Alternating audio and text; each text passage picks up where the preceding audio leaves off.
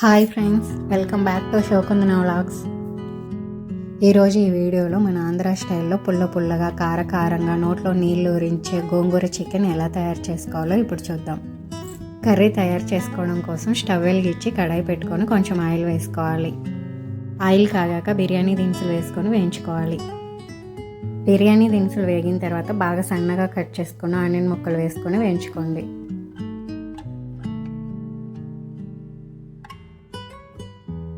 ఇందులో 1 స్పూన్ పసుపు, రుచికి సరిపడినంత సాల్ట్ వేసుకొని కలుపుకోండి.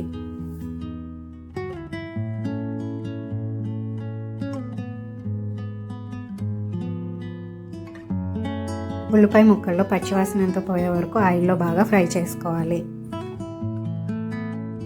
ఈ ఆనియన్ ముక్కలు ఫ్రై అయ్యేలోపు మరోవైపు స్టవ్ వెలిగించి గిన్నె పెట్టుకొని ఇందులో కొంచెం ఆయిల్ వేసుకొని ఆయిల్ బాగా కాగిన తర్వాత శుభ్రం చేసుకున్న గోంగూర వేసుకోవాలి.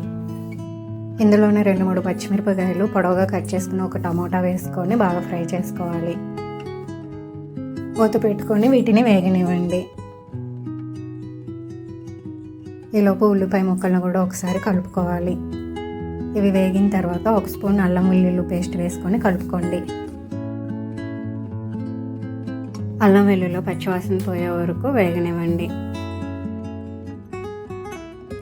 మనం వేసుకున్న అల్లం పేస్ట్ బాగా వేగిన తర్వాత ఇందులో రుచికి సరిపడా కారం వేసుకొని కలుపుకోవాలి.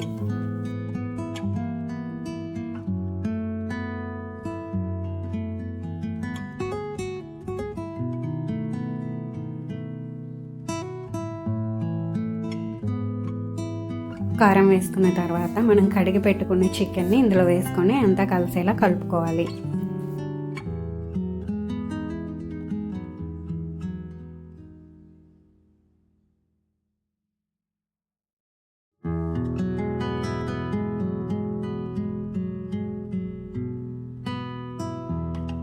చికెన్ మొత్తం బాగా కలుపుకున్న తర్వాత మూత పెట్టుకొని కొంచెం సేపు ఉడికించుకోవాలి.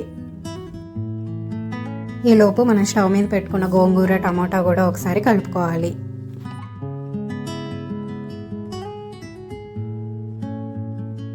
గోంగూర, టమోటా ఆయిల్లో బాగా వేగిన తర్వాత స్టవ్ ఆఫ్ చేసుకొని చల్లారనిచ్చి మిక్సీ జార్లో వేసుకొని మెత్తగా మిక్సీ వేసుకోవాలి.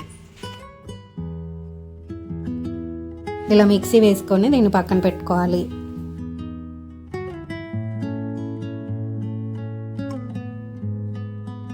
ఇప్పుడు చికెన్ ముక్క కొంచెం మెత్తగా ఉడికిన తర్వాత మనం మిక్సీ వేసుకున్న గోంగూర ఇందులో వేసుకొని చికెన్ అంతా కలిసేలా కలుపుకోవాలి.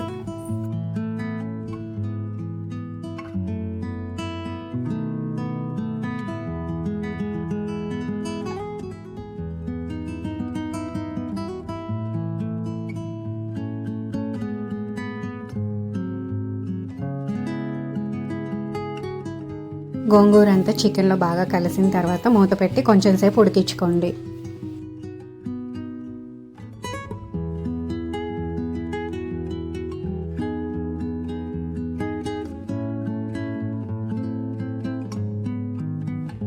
మూత తీసి మధ్యలో మళ్ళీ ఒకసారి కలుపుకోవాలి. మనం వేసుకున్న గోంగూర చికెన్ ముక్కకు బాగా పట్టిన తర్వాత ఇప్పుడు కొంచెం నీళ్లు పోసుకొని మళ్ళీ ఒకసారి కలుపుకోండి.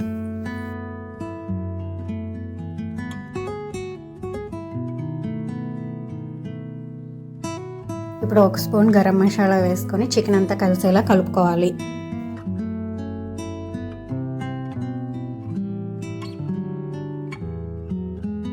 మసాలా చికెన్కి బాగా కలిసిన తర్వాత మూత పెట్టి 1 నిమిషం ఉడికించుకోవాలి. 1 నిమిషం తర్వాత ఇలా ఆయిల్ మొత్తం పైకి తేలుతూ ఉంటుంది. ఇప్పుడు స్టవ్ ఆఫ్ చేసుకొని మళ్ళీ ఒకసారి కలుపుకోవాలి. టేస్టీ చికెన్ గోంగూర రెడీ అయింది.